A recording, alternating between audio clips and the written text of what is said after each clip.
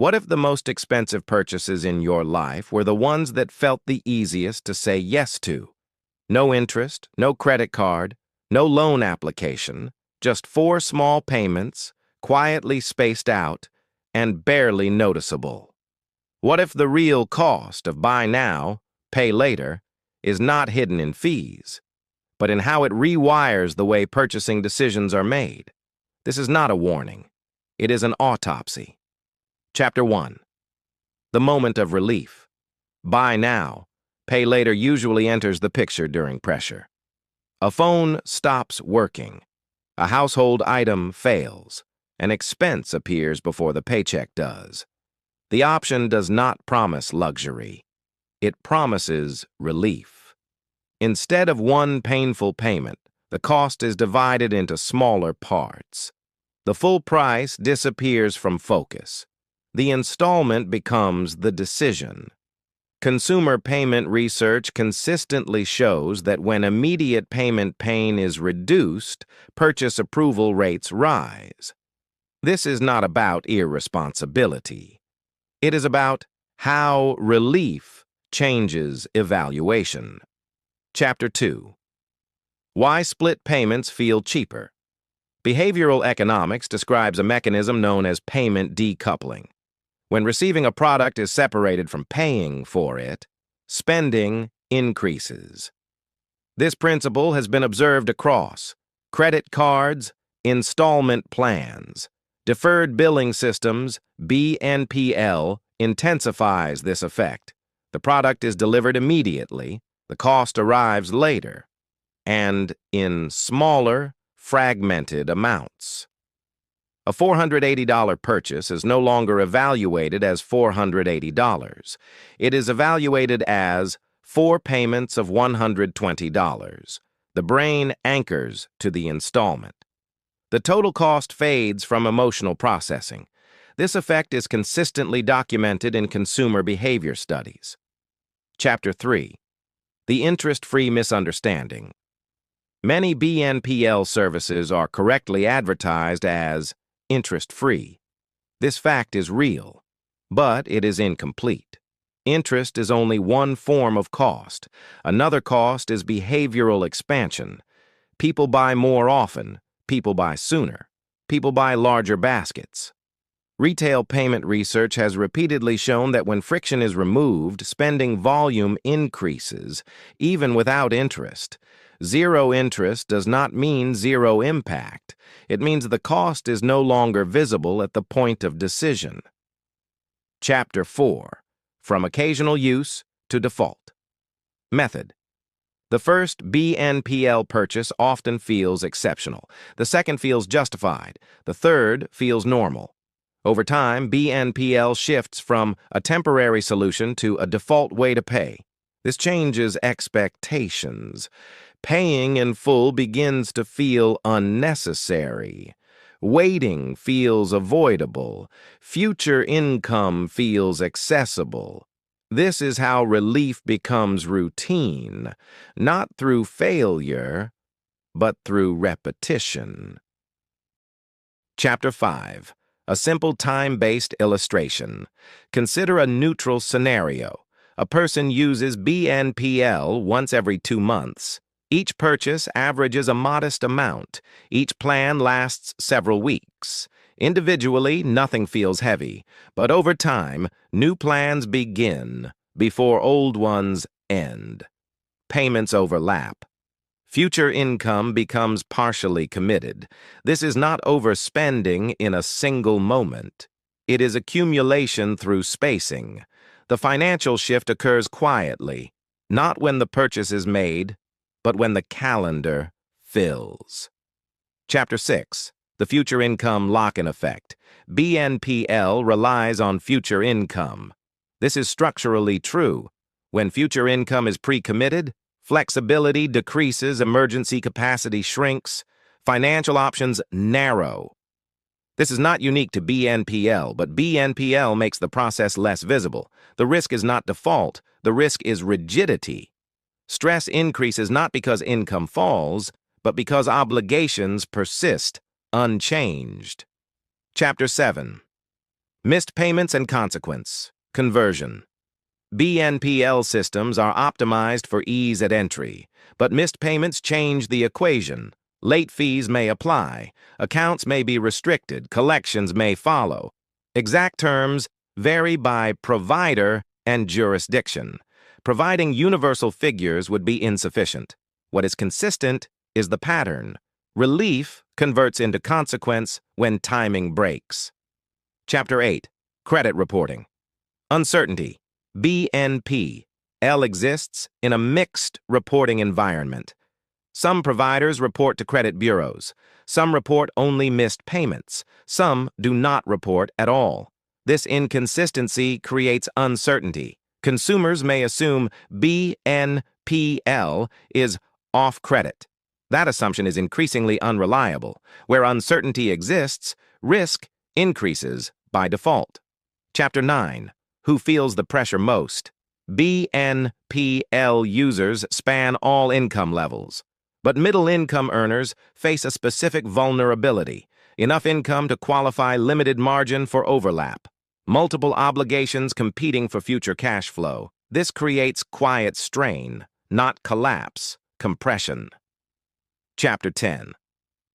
The Autopsy Summary. Buy now. Pay later does not damage finances suddenly. It works gradually, predictably, structurally. It reduces payment pain. It increases access. It delays consequence. The cost is not hidden in interest. It is hidden in repetition, time, and future commitment. Short-term relief becomes long-term cost not through misuse, but through normalization. This was not about avoiding buy now, pay later. It was about understanding what happens when relief replaces evaluation. If you want more breakdowns like this, not advice, not motivation, not hype, but clear, factual autopsies of everyday financial decisions, subscribe to Everyday Financial Decision Autopsies. One decision, one system, one long-term outcome at a time.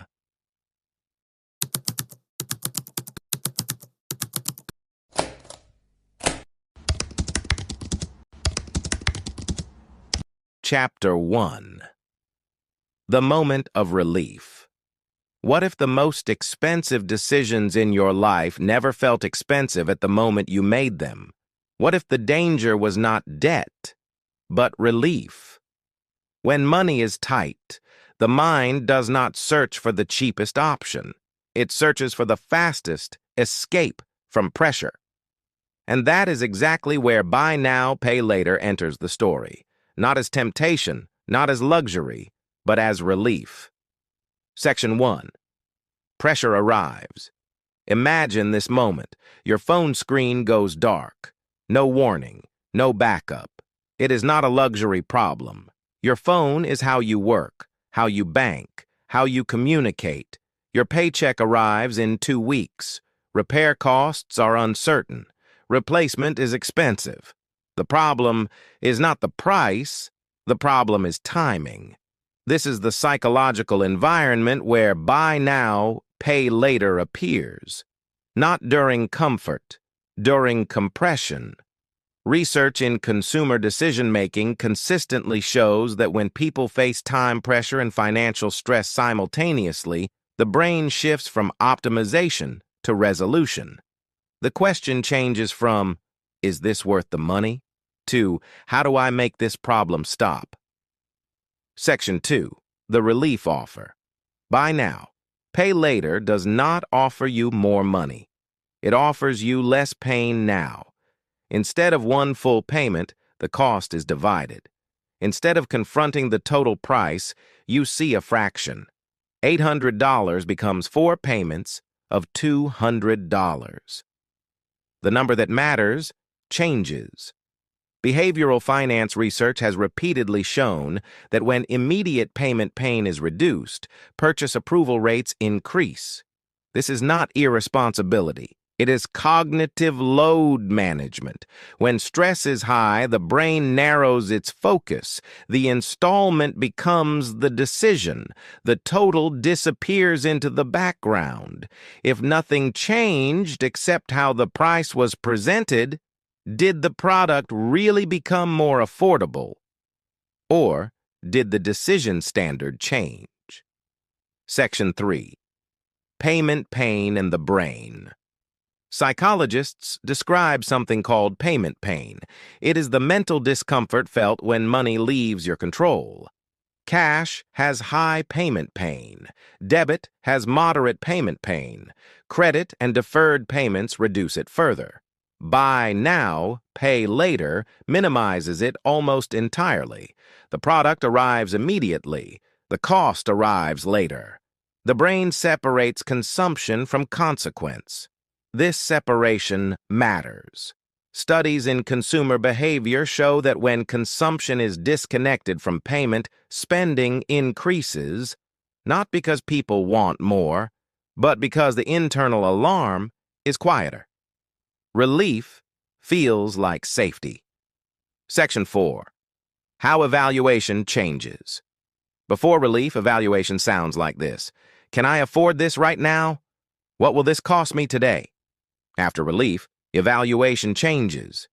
Can I handle the next payment? Will this hurt later? This is a smaller question, not because it is wrong, but because it is incomplete. The full cost does not disappear. It becomes postponed, and postponed costs are psychologically discounted. The future feels lighter than the present. Now imagine this does not happen once. It happens 3 times in 1 year. A phone, a household appliance, a medical expense. Each time, relief works. Each time, the decision feels manageable. Section 5. Relief reinforcement. Loop, this is where reinforcement begins. Relief teaches the brain something. This worked last time, not financially, emotionally. The mind remembers that pressure was removed quickly. Behavioral research shows that solutions that reduce stress fast are reused more often, even if they cost more over time. The brain optimizes for emotional safety under uncertainty. This is not failure. It is adaptation. Section 6. The invisible accumulation. Individually, each buy now, pay. Later decision feels contained, but the system does not operate in isolation. Payments overlap. Future income becomes pre-allocated. Flexibility shrinks quietly. Nothing breaks suddenly. That is why the danger is subtle. Financial strain does not arrive as crisis. It arrives as reduced margin, less room for error, less room for opportunity. Buy now, pay later does not make people reckless. It makes decisions feel smaller than they are. Section 7. What this chapter proves. This chapter is not about avoiding buy now, pay later. It is about understanding what changes at the moment of relief. When pressure is high, the brain prioritizes immediacy. Evaluation narrows. Pain, avoidance, replaces cost analysis. Relief is powerful, and powerful tools must be understood, not judged. This channel exists to perform financial decision autopsies, not to shame choices, not to sell shortcuts, but to slow decisions down before pressure speeds them up. If you want to understand why everyday financial choices feel easy now and expensive later, subscribe to Everyday Financial Decision Autopsies. Because the most costly decisions are rarely made recklessly, they are made in moments of relief.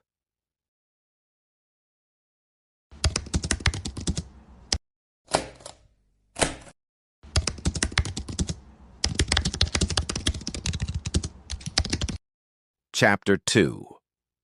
Why split payments feel cheaper? Why does paying 4 times $25 feel easier than paying $100 once, even though the total is identical? Why does the second option trigger less hesitation, less internal debate, and less emotional resistance? And why does this effect work on first-time buyers, middle-income earners, and financially careful people alike? This is not marketing trickery. It is not lack of discipline. It is how the human brain experiences cost when payment is divided. To understand buy now, pay later, you must understand why splitting a number changes how expensive it feels. Section 1. The illusion of smallness. A single full payment creates a clear moment of evaluation. The buyer sees the total.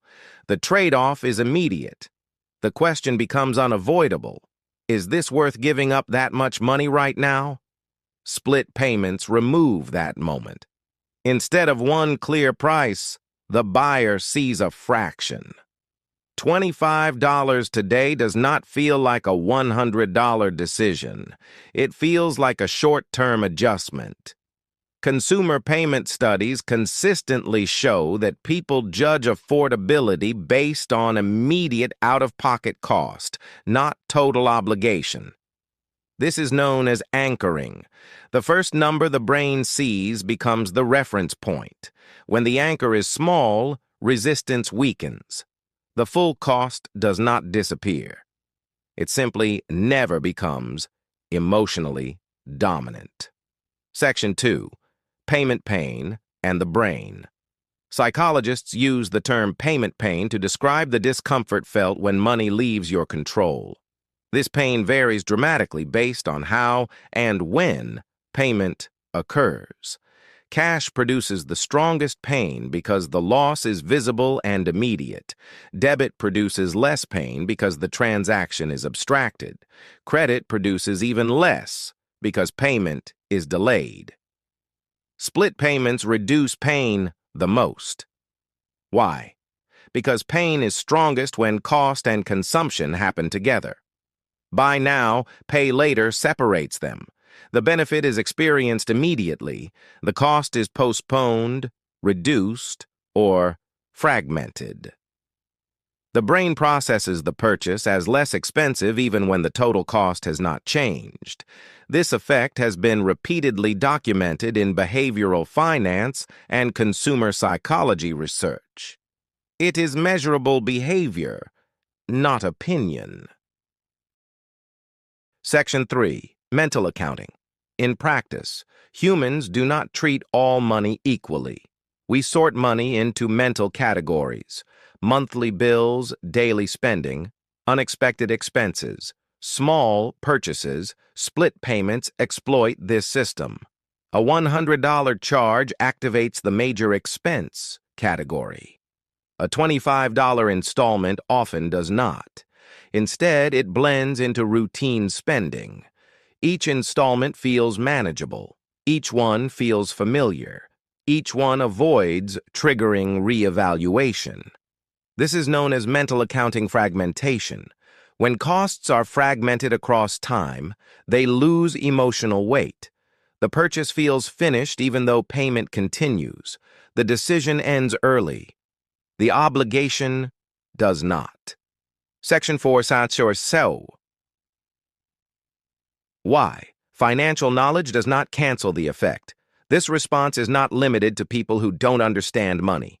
High earners experience it. Professionals experience it. Budget-conscious individuals experience it. Why? Because this is not a mathematical failure. It is an emotional one.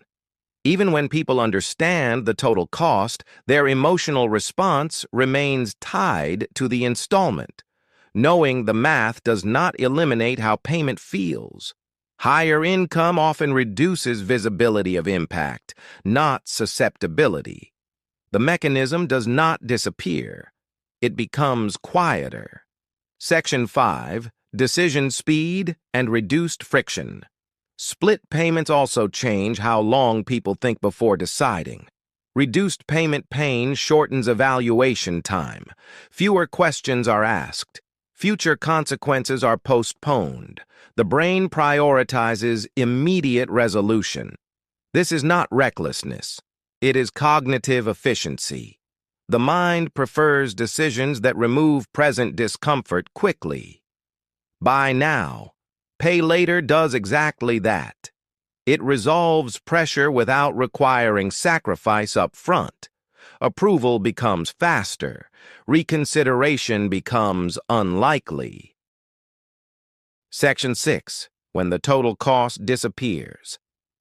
After approval, something subtle happens. The total cost fades from attention. What remains is a recurring charge that feels ordinary. Installments blend into monthly routines. They lose emotional intensity. They stop feeling like a purchase.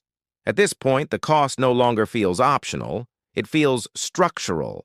This is where relief becomes normalization, and normalization is what allows repetition. Autopsy summary.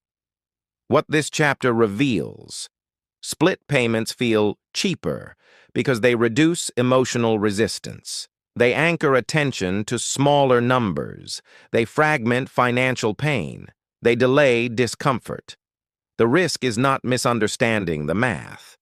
The risk is that evaluation ends before the full cost is emotionally processed. This chapter is not about blame. It is about understanding why approval feels easy and why reconsideration rarely happens later.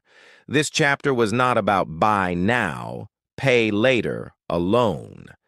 It was about how the brain experiences cost when relief is offered first and consequences are divided over time. If you want more breakdowns like this, not advice, not motivation, not fear, but clear, structured autopsies of everyday financial decisions, subscribe to Everyday Financial Decision Autopsies. Each episode dissects one decision and follows what happens long after the relief fades.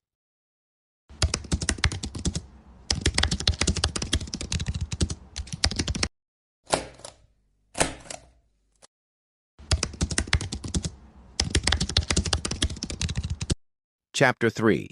Expanded, the interest-free misunderstanding. What does the phrase interest-free actually mean? Does it mean the cost disappears, or does it simply mean the cost arrives in a different form? This chapter is not about judgment. It is about understanding payment structures, because many modern payment tools are designed to reduce friction, and reduced friction changes how humans evaluate price. That is a documented behavioral finance principle. Section 1. What interest-free legally means. When a buy now, pay later plan is labeled interest-free, it is usually accurate in one specific sense. No interest is charged if payments are completed on time according to the agreement. This structure is confirmed across consumer finance disclosures, regulatory filings, public BNPL provider terms. The cost of borrowing, in these cases, is not collected through interest percentages. Instead, revenue is generated through merchant transaction fees, late payment penalties, where applicable, increased purchase volume. These models are openly disclosed in provider documentation. Section 2. Why no interest feels like no cost. In behavioral economics, the pain of paying matters as much as the price itself. Research from consumer payment studies consistently shows paying later feels less painful than paying now. Smaller payments feel easier to approve than larger totals. When interest is removed from view, the brain focuses on cash flow, not total cost. This is not deception. It is human cognition responding to structure. Section 3. Cost versus timing, the core confusion. Interest-free does not mean cost-free. It means the timing of the cost changes. Instead of one large payment today, the cost is divided, the timeline extends, the full amount becomes less visible. Studies on payment splitting show purchase approval rates increase, price sensitivity decreases. Total spending often rises over time. This pattern has been documented across credit cards, installment loans, Subscription models, BNPL, follows the same economic logic. Section 4, where costs can still enter interest-free plans usually include conditional terms. These may include late fees, account restrictions, reduced access to future offers. Not all providers charge the same fees. Not all users incur them. However, consumer protection agencies consistently note missed payments convert time savings into financial penalties. This is why disclosure comprehension matters. Section 5. Merchant-side economics. From the merchant perspective, BNPL increases conversion rates. Average order values often rise. Checkout abandonment decreases. These outcomes are documented in retail payment research. Merchants pay a fee for this benefit. Consumers pay through commitment, not interest. This is a trade-off, not a trap. Section 6. Why education matters more than warning. Financial tools are not inherently harmful or helpful. Outcomes depend on frequency of use, payment consistency, income stability, awareness of total obligation. This is why financial literacy frameworks emphasize understanding payment mechanics, not just reading labels. Interest-free explains the price structure, not the behavioral impact. Section 7. The misunderstanding summarized. The misunderstanding is simple. People hear no interest and unconsciously hear less expensive. In reality, the price is the same. The payment experience changes. Behavior responds to that change. This principle is consistent across behavioral finance, consumer psychology, payment economics used intentionally. BNPL can support short-term cash flow management. It can smooth irregular income cycles. It can prevent emergency disruption, used repeatedly without tracking. It can increase long-term spending commitments. Both outcomes are documented. Neither is guaranteed. The most expensive part of a purchase is not always the interest rate. Sometimes it is the decision environment. Understanding how payment structure shapes judgment is not about fear. It is about clarity. If you want more clear, evidence-based breakdowns of everyday money decisions, subscribe to Everyday Financial Decision Autopsies. We don't tell you what to buy. We explain how decisions are shaped, so you can decide with full awareness. Chapter 4. Expanded. The hidden spending multiplier. When people talk about the cost of buy now, pay later, they usually look for interest. They look for fees. They look for penalties. They look for numbers printed in small text. But the largest cost rarely appears there. The real cost appears in behavior, specifically in how payment structure quietly changes how much people approve, how often they approve, and how long the approvals continue. This effect is known in consumer finance research as a spending multiplier, not because prices rise, but because decisions change. Section 1. What a spending multiplier really is. A spending multiplier does not mean that a product becomes more expensive. The listed price stays the same. The multiplier refers to what happens after the payment method changes. Decades of behavioral finance and payment research consistently show the same pattern. When the pain of paying is reduced, total spending increases. This has been observed with credit cards compared to cash, deferred payments compared to upfront payments, installment plans compared to single payments. The key variable is not income. It is not intelligence. It is not financial discipline. It is payment friction. When friction goes down, approvals go up. Section 2. Why this happens even without interest. A common assumption is that higher spending only happens when borrowing costs money. That assumption is incorrect. Multiple peer-reviewed studies in behavioral economics show that payment timing alone changes behavior. When payment is delayed or divided, the emotional impact of the purchase weakens. The evaluation process shortens. The sense of sacrifice decreases. This occurs even when the total price is unchanged. The brain does not naturally treat future payments as equal to present payments. This phenomenon is known as present bias. People consistently weigh immediate costs more heavily than future costs. This is a documented and repeatable pattern. Section 3. How the brain processes split payments. When a purchase requires full payment up front, the brain processes the entire cost at once. This activates friction. Friction slows decisions. It creates internal questions. Do I need this right now? Is this worth the full amount today? What else could this money do? These questions are part of normal financial self-control. When payments are split, the brain processes a smaller number. Instead of evaluating the full cost, attention shifts to the first installment. The decision anchor changes. Behavioral research consistently shows that people anchor decisions to immediate out-of-pocket cost, not cumulative obligation. This is not a mistake. It is how human cognition works. Section 4. The moment the multiplier activates. The spending multiplier activates at approval. Once the first yes is given under reduced friction, future approvals become easier. This is called decision momentum. Each successful low-pain transaction confirms the payment method feels manageable, reduces perceived risk, increases confidence in repeating the behavior.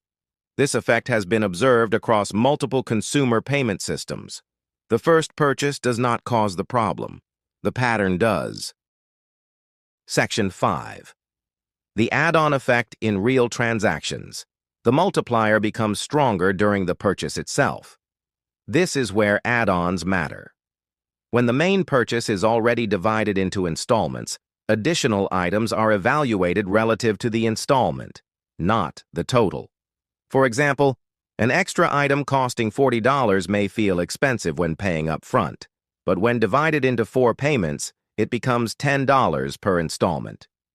Research in retail payment behavior shows that add-on acceptance rates increase under installment payments. Average order values rise when payment pain is reduced. This does not require impulse buying. It happens during normal, deliberate purchasing. Section 6. Frequency. The quiet multiplier. The multiplier does not act once. It acts repeatedly. Split payments reduce resistance not only to larger purchases, but to more frequent purchases. Each transaction feels manageable on its own, but the brain evaluates each purchase independently. It does not automatically combine them. As a result, multiple active obligations accumulate. Total spending increases without a clear moment of realization. This effect has been documented across income levels. Higher income does not eliminate it. It delays awareness. Section 7. Why total cost becomes hard to see. One reason the spending multiplier stays hidden is visibility. Split payments fragment expenses across time. Instead of one clear transaction, people see multiple small charges, spanning weeks or months, overlapping with other obligations. Behavioral finance research shows that fragmented expenses are harder to mentally aggregate. When aggregation is difficult, monitoring declines. When monitoring declines, adjustments stop. This is not neglect, it is cognitive limitation. Section 8. Good intentions do not stop the multiplier. Many users believe they will use it only when necessary. This belief is common. But research shows intention alone does not override structure. The system encourages reuse because each transaction feels successful. No immediate negative feedback appears. No visible interest reinforces safety. Each smooth experience increases trust in the method. Trust increases usage. Usage increases exposure to the multiplier. This occurs without financial stress and without poor judgment. Section 9. Why middle-income earners are most exposed. Middle-income households experience the multiplier more often than lower or higher extremes. They usually have enough income to qualify, enough expenses to feel pressure, enough stability to continue usage. The result is not sudden financial failure. It is gradual erosion, reduced margin, reduced flexibility, reduced buffer. These changes are slow, which makes them harder to detect. Section 10. What the multiplier is not. The spending multiplier is not fraud. It is not deception. It is not a hidden fee. It is the predictable result of how humans respond to delayed and divided payments. The system functions as designed. The misunderstanding lies in assuming that unchanged prices mean unchanged behavior. They do not. Chapter summary. Buy now, pay later does not increase spending by increasing prices. It increases spending by lowering resistance.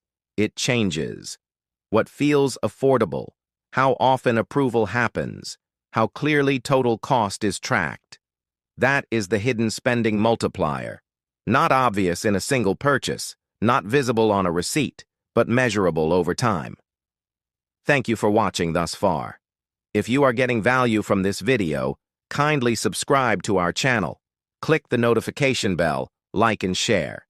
In the next chapter, we will examine what happens after these multiplied decisions overlap, when payments stack, timelines collide, and the real cost finally becomes visible. This is Everyday Financial Decision Autopsies. One decision, repeated, fully examined. Chapter 5.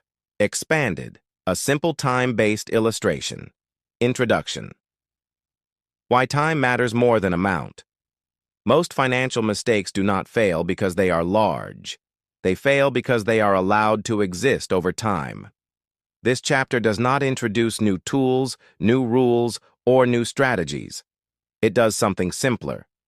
It examines how time quietly multiplies everyday financial decisions, even when those decisions appear small, reasonable, and harmless in isolation. Think of this chapter as an autopsy, not of a person, but of a decision. We are not judging it. We are examining how it behaves once time is involved.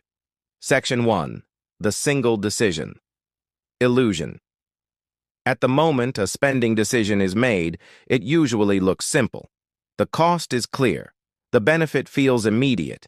The impact seems contained. A small subscription, a convenience purchase, a short-term payment plan. Viewed once, the decision feels manageable. The mistake is assuming that a decision exists only once. In reality, many financial decisions do not stay isolated. They repeat, they overlap, they extend forward in time. This is where the illusion begins. Section 2. Introducing the time frame. To understand this, imagine a basic timeline. Not a complex model, not an investment chart, just time moving forward. At the start, a single expense enters the timeline. It occupies a small space. At first, nothing looks wrong. But time does not stop at the first moment. It keeps moving. And as time moves, decisions either exit the timeline or remain inside it. This distinction matters more than the size of the expense itself. Section 3. When decisions overlap. Now, imagine a second decision entering the timeline before the first one exits. Individually, both decisions still look reasonable. Each one fits within a budget when viewed alone, but together, they begin to overlap. Then imagine a third, not because of irresponsibility, but because life continues. Needs arise. Convenience is chosen. Payments are deferred. Over time, the timeline becomes crowded. This is not overspending in the dramatic sense.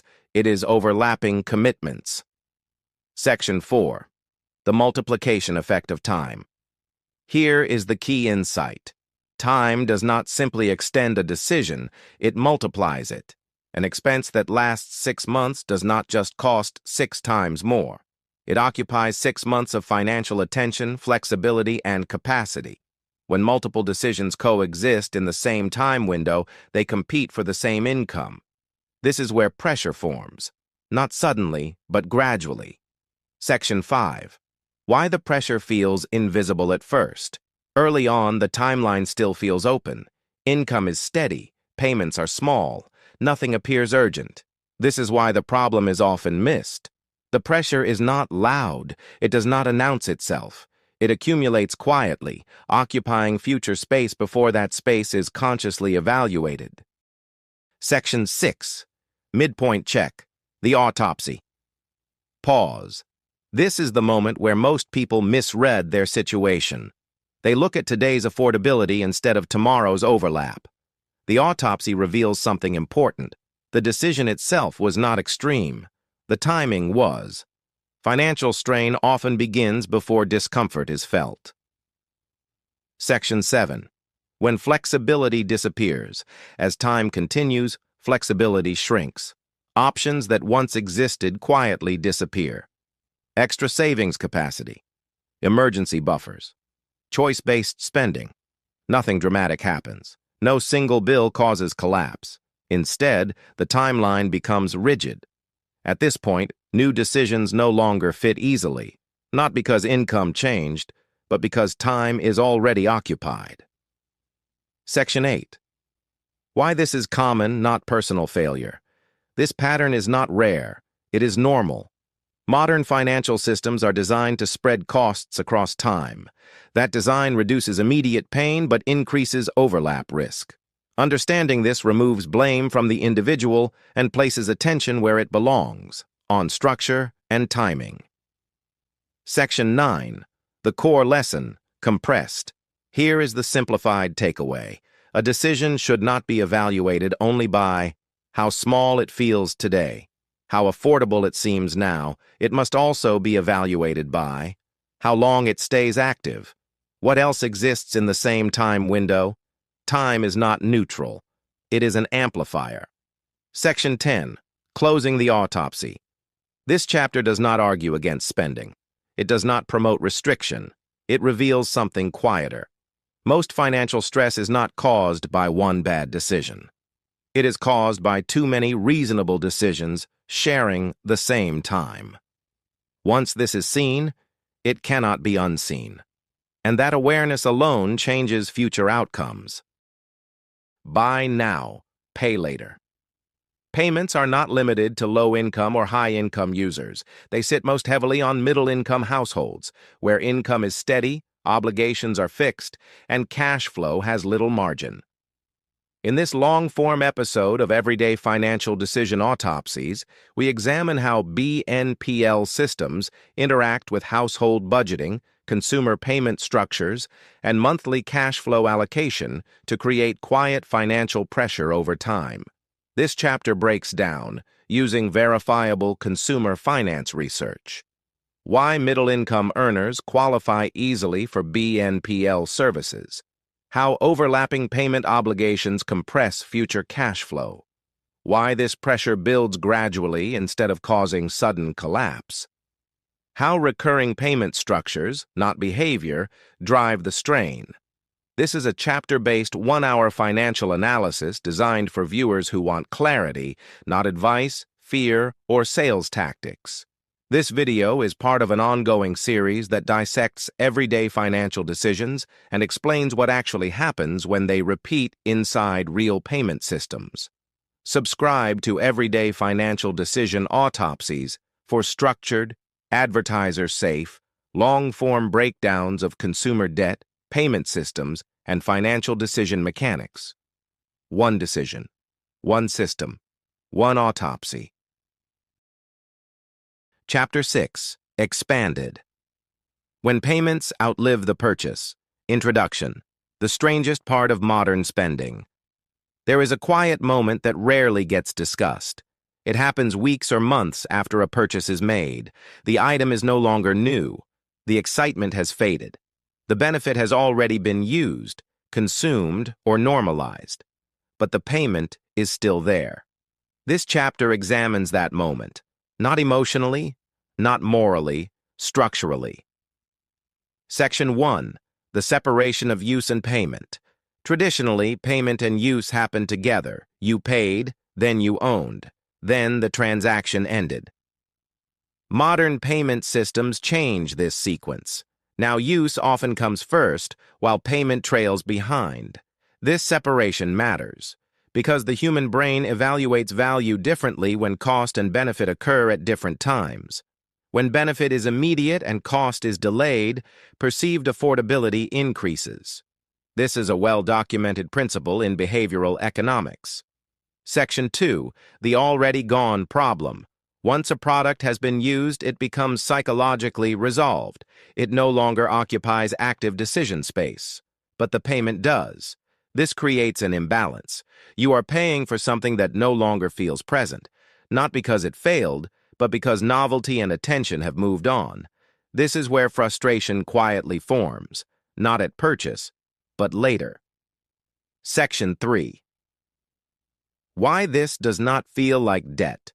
Many people do not mentally classify these payments as debt. There is no interest headline. There is no collection pressure. There is no dramatic warning. Instead, the payment feels small, routine, and expected. But functionally, it behaves the same way. It occupies future income. It reduces flexibility. It competes with new needs. The difference is psychological framing, not financial effect. Section 4. Time extends the cost beyond the value. Here is the structural mismatch. The value of most consumer goods is front-loaded. The usefulness is highest early.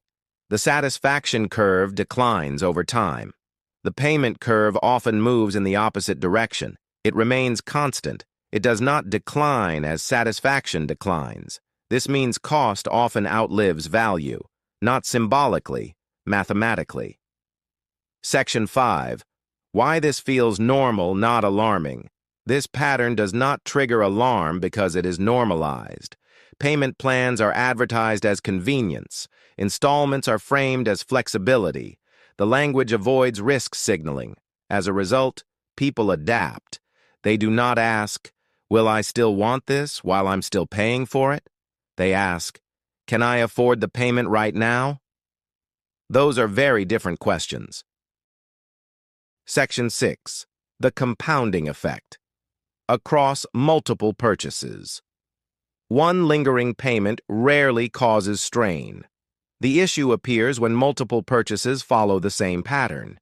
Each one ends emotionally before it ends financially. Over time, the present becomes crowded with the past. You are not paying for today. You are paying for decisions already completed. This is not mismanagement. It is delayed consequence stacking. Section 7. Why this affects future decisions. When a large portion of income is already allocated to past purchases, future choices become constrained. Emergencies feel heavier. Opportunities feel riskier. Flexibility disappears, not because income dropped, but because yesterday occupies today. This is one of the least visible forms of financial pressure. Section 8. The autopsy.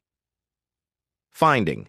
When payments outlive purchases, the problem is not the item. It is the time mismatch between cost and benefit. The financial system did exactly what it was designed to do: reduce immediate friction. The unintended effect is extended obligation without extended satisfaction. Section 9.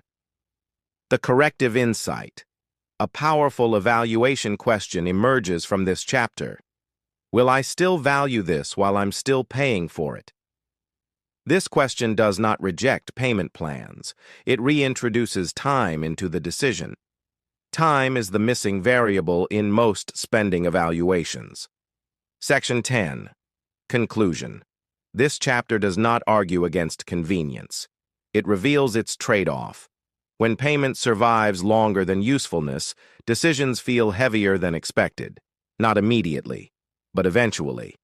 And that delay is precisely why this pattern repeats. Transition to the next autopsy.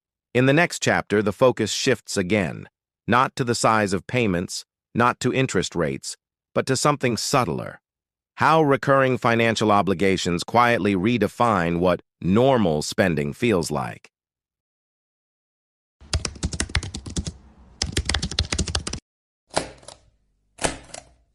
Chapter 7. Missed Payments and Consequence Conversion. Introduction. When nothing goes wrong. Most financial damage does not begin when something goes wrong. It begins when nothing goes wrong. Yet, a buy now, pay later. payment is missed, not deliberately, not recklessly, just late, sometimes by days, sometimes by weeks. In that moment, the purchase does not change, the item does not disappear, life continues. But behind the scenes, the system begins to reinterpret the borrower. This is where consequences are converted. Section 1. What missed actually means. A missed payment does not always mean default. In consumer credit systems, it typically means one of three things: a payment not received by the due date, a payment failed due to insufficient funds, a payment skipped unintentionally. These events are common. They occur across income levels. What matters is not intent. It is timing. Payment systems operate on rules, not context. Once a due date passes, the system records an outcome. That outcome becomes data. Section 2. From payment event to risk signal. Modern credit systems are data-driven.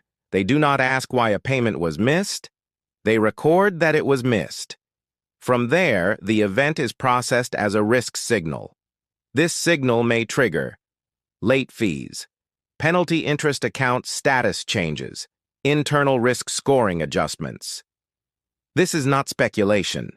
Consumer finance reporting consistently shows that payment history is one of the most heavily weighted factors in credit risk evaluation systems. The system converts a missed installment from a scheduling issue into a probability adjustment. Section 3. Consequence conversion. Explained simply, this is where consequence conversion occurs. A small event becomes a larger outcome because it is multiplied by systems. The original event, one missed installment. The converted consequences, additional fees, higher effective cost, reduced future flexibility. The consumer experiences this later. The system records it immediately. This delay creates confusion. People often feel consequences appear suddenly. In reality, they were recorded quietly. Section 4. A concrete illustration. Consider a simple, common scenario. A 4-installment BNPL purchase. Payment scheduled every 2 weeks. One payment is missed. As a result, a late fee is applied. The next payment remains due. The schedule does not pause. Now 2 payments exist instead of 1. The relief structure collapses into compression. What was designed to reduce pressure now concentrates it. This is not a personal failure, it is a structural outcome. Section 5. Why consequences feel disproportionate. Many users report that consequences feel excessive. This perception has a reason. The original decision was framed as small. The consequence is not. Behavioral finance research shows that when the initial cost is perceived as minor, later penalties feel emotionally amplified. The system did not change. The framing did. This mismatch creates stress, not just cost. Section 6. Cascading effects over time. A single missed payment rarely exists alone. Once one payment is missed, the likelihood of another increases. This is documented in consumer payment behavior studies. Why? Because cash flow becomes tighter. Because schedules overlap. Because pressure compounds. The system responds predictably. Each event increases monitoring. Each signal reduces tolerance. This is how short-term relief converts into long-term cost. Section 7. Why this matters more than the original purchase. The original purchase fades quickly. The consequences persist longer. Fees remain. Records remain. Reduced flexibility remains. This is why missed payments matter more than the item that caused them. The system remembers longer than the consumer does. Section 8. The autopsy insight. This chapter is not about mistakes. It is about translation. A missed payment is translated by systems into a lasting financial signal. The conversion is automatic. The impact is delayed. The awareness is minimal. That is the risk.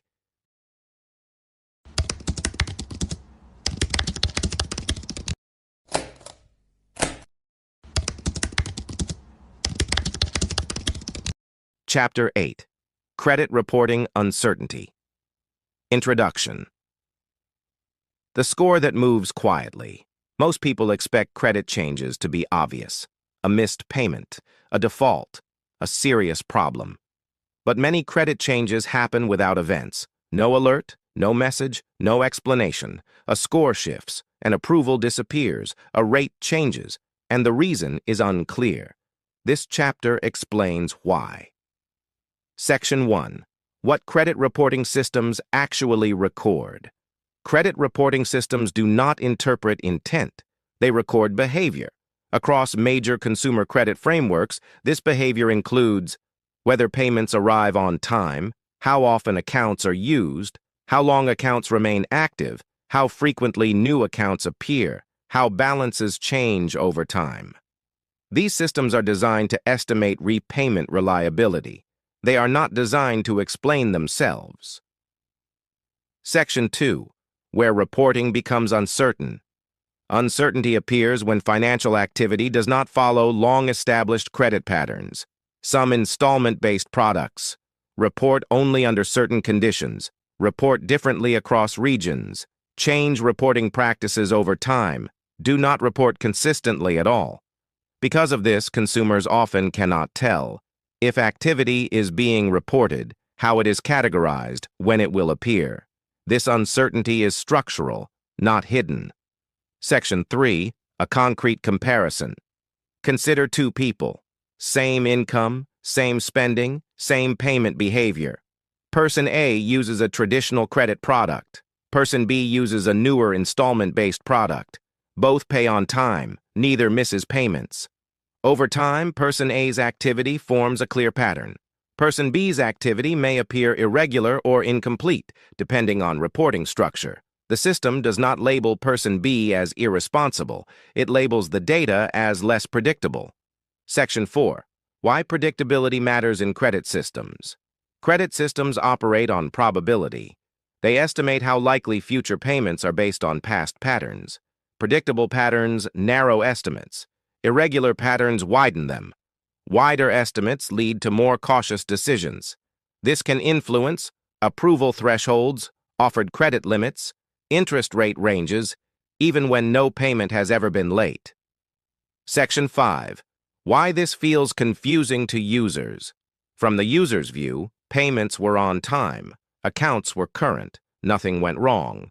From the system's view, history may be short, patterns may be fragmented, reporting may be inconsistent. Both views are accurate. They simply do not align. Section 6. System memory versus human memory. Payment systems remember patterns. Humans remember events. People recall the purchase, the relief, the payment completion. Systems record frequency, duration, consistency, change over time. This mismatch creates the feeling of randomness. The system is not random. It is cumulative. Section 7. Why uncertainty lasts longer than the purchase. A purchase ends. A reporting pattern remains. Credit systems emphasize trends over moments. Once uncertainty is introduced, it can persist until enough consistent data replaces it. This process takes time. It does not announce when it begins or when it ends. Section 8. What this chapter is not claiming. This chapter is not stating that all installment products harm credit. All reporting outcomes or negative results are identical for everyone. Outcomes vary by provider, region, and reporting framework. In some cases, information is insufficient to generalize universally. The core issue here is not damage. It is unpredictability. Section 9. The autopsy insight. Credit damage is visible. Credit uncertainty is silent. It changes outcomes without explaining why. When cause and effect are separated, people lose the ability to learn from behavior. That is the risk of uncertainty. Transition line. In the next chapter, we examine how uncertainty compounds when these behaviors repeat over time. Because repetition turns ambiguity into pattern. If this breakdown helped you see what really happens behind everyday financial choices, subscribe to Everyday Financial Decision Autopsies to uncover the hidden patterns in money decisions. Hit the notification bell so you never miss a new autopsy. Share this video with someone dealing with recurring payments or hidden costs. It could change how they see their finances. Comment below with the decision you want us to analyze next. Your input shapes the next episode. One decision, one system, one autopsy, and your money awareness grows. End of Chapter 8.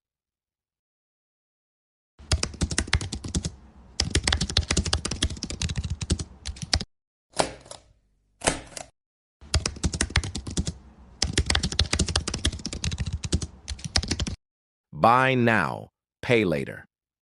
Payments are not limited to low-income or high-income users. They sit most heavily on middle-income households, where income is steady, obligations are fixed, and cash flow has little margin. In this long-form episode of Everyday Financial Decision Autopsies, we examine how BNPL systems interact with household budgeting, consumer payment structures, and monthly cash flow allocation to create quiet financial pressure over time. This chapter breaks down, using verifiable consumer finance research, why middle-income earners qualify easily for BNPL services, how overlapping payment obligations compress future cash flow, why this pressure builds gradually instead of causing sudden collapse, how recurring payment structures, not behavior, drive the strain. This is a chapter-based one-hour financial analysis designed for viewers who want clarity, not advice, fear, or sales tactics. This video is part of an ongoing series that dissects everyday financial decisions and explains what actually happens when they repeat inside real payment systems. Subscribe to Everyday Financial Decision Autopsies for structured, advertiser-safe, long-form breakdowns of consumer debt, payment systems, and financial decision mechanics. One decision, one system, one autopsy. Chapter 9. Who feels the pressure most? Introduction. Who feels the pressure most when using buy now, pay later? This is not a question about intelligence. It is not a question about discipline. It is not a question about moral failure. It is a question about financial structure. Buy now, pay later users exist across all income levels. Low-income earners, middle-income earners, high-income earners. But pressure does not distribute evenly. Financial behavior research consistently shows that the experience of payment stress depends less on income size and more on how income is allocated over time. This chapter examines where that pressure concentrates and why. Section 1. Income levels and BNPL. Participation. Buy now, pay later. Usage is observed across the income spectrum. Lower-income households often interact with BNPL less frequently due to eligibility limits, access constraints, early rejection during approval checks. Higher-income households often use BNPL as a cash flow convenience, a budgeting preference, a short-term liquidity tool. Middle-income earners fall between these groups. They are frequent users not because of recklessness, but because they qualify easily, they manage multiple obligations, they actively smooth expenses across time. This makes them structurally visible to BNPL systems. Section 2. Why middle-income earners qualify. Easily, middle-income earners typically have stable employment or business income, consistent payment history, active bank accounts or cards, predictable monthly cash inflows. These characteristics align closely with BNPL approval models. Approval is often based on identity verification, payment method validation, basic risk indicators. This creates a situation where access is wide even when flexibility is narrow. Qualification answers only one question. Can this person make the payments? It does not answer. How many future payments are already committed? Section 3. The fully allocated income problem. Most middle-income earners operate with fully allocated income. Income arrives. It is immediately assigned. Rent or mortgage, transportation, utilities, food, insurance, family responsibilities. There is often little unused capacity left. When BNPL is introduced, it does not replace expenses. It rearranges them across time. Installments do not eliminate cost. They delay it. This delay creates overlap. Section 4. Cash flow compression. Explained, financial educators describe this pattern as cash flow compression. Compression is not default. Compression is not crisis. Compression is constraint. Each installment occupies future income, reduces flexibility, narrows discretionary space. One plan is manageable. Several plans overlap quietly. The pressure builds not through size, but through density. This phenomenon is widely documented in household budgeting and payment behavior studies. Section 5. Why the pressure stays invisible. Compression rarely feels dangerous at first. Payments are small. Due dates are spaced out. Approval felt easy. From the outside, bills are paid. Income is steady. No immediate crisis exists. From the inside, options shrink. Adjustments become harder. Errors become more costly. The system does not signal danger early. It signals convenience. Section comparison with other income groups. Lower income earners often face early rejection, reduced access, fewer overlapping plans. Higher income earners often have larger buffers, discretionary reserves, capacity to absorb overlap. Middle income earners face high access, high obligation density, limited unused margin. This is why pressure concentrates here, not because of behavior, because of structure. Chapter synthesis, buy now, pay later, does not target weakness. It aligns with predictable financial structures. For middle-income earners, those structures often include stable income, fully allocated cash flow, multiple future commitments. Under these conditions, installment stacking produces compression, not collapse. Understanding this dynamic is not about fear. It is about clarity, and clarity is the foundation of better financial decisions. End of Chapter 9. Buy now, pay later is often presented as a flexible payment option. But what happens after the moment of relief? This episode completes a structured financial autopsy of buy now, pay later, examining how short-term payment relief can convert into long-term financial pressure when obligations overlap over time. Using only documented consumer behavior research, established payment system mechanics, and publicly acknowledged industry design structures, this video explains how BNPL works beneath the surface, particularly for middle-income earners aged 25 to 55 managing limited financial margin. This content is created strictly for financial education and awareness. It does not provide financial advice and does not promote or discourage any product or service. This episode forms part of the Everyday Financial Decision Autopsies series, where each video examines one common financial decision in isolation, so its long-term structure becomes visible. If you value clarity over hype and systems over shortcuts, this video belongs in your watch history. Buy now, pay later. Chapter 10. The Autopsy Summary Channel, Everyday Financial Decision. Autopsies. What are we actually examining? What if the problem with buy now, pay later was never the product itself? What if the real issue is not debt, not technology, and not spending, but timing? This chapter is not about blame. It is about financial decision structure. Because buy now, pay later is not a loan in the traditional sense.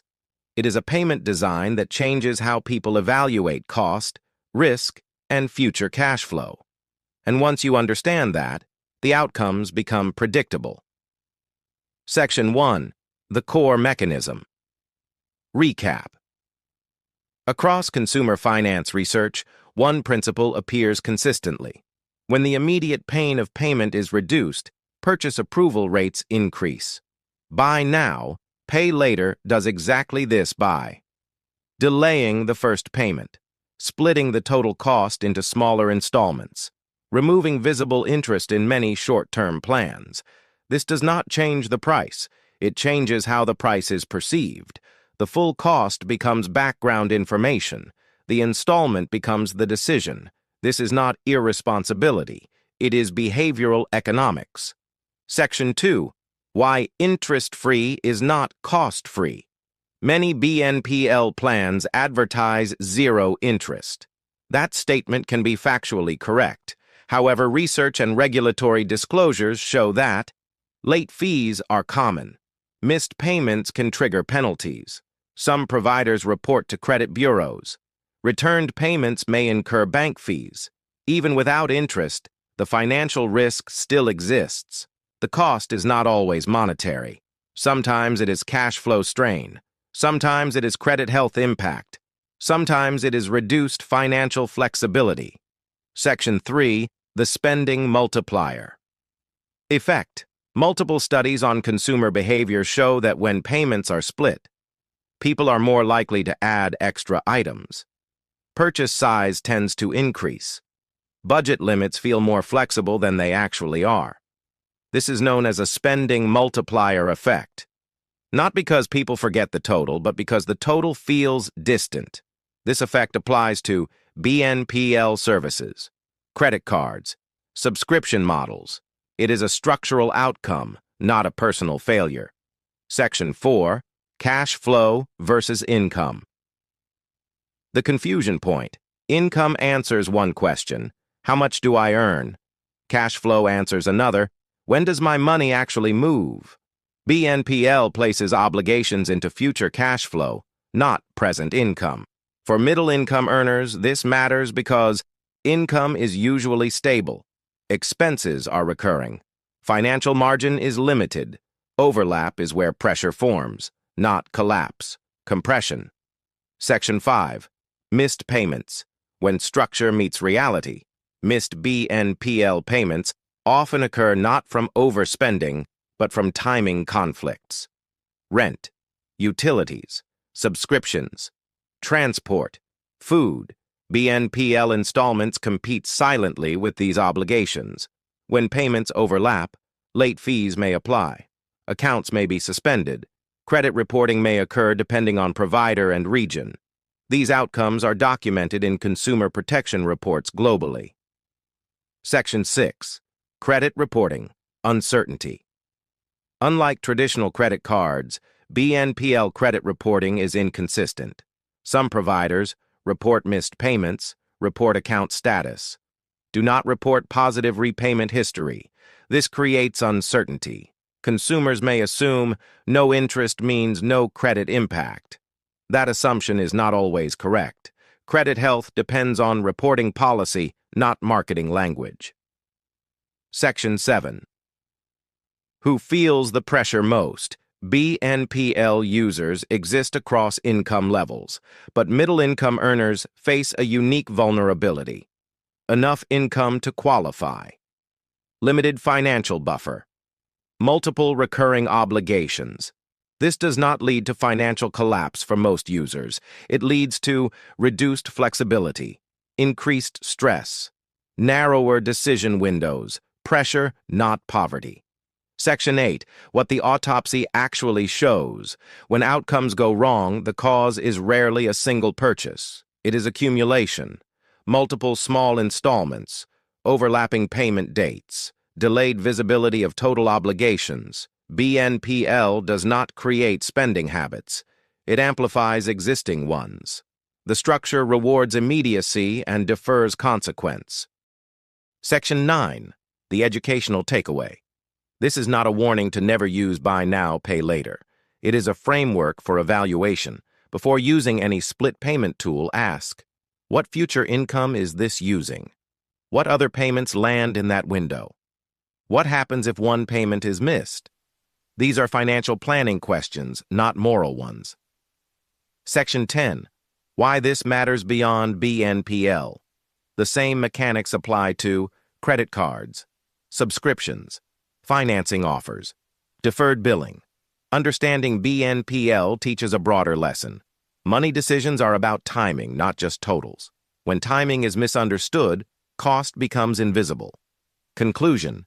This channel exists to do one thing: Dissect everyday financial decisions without shame, hype, or fear.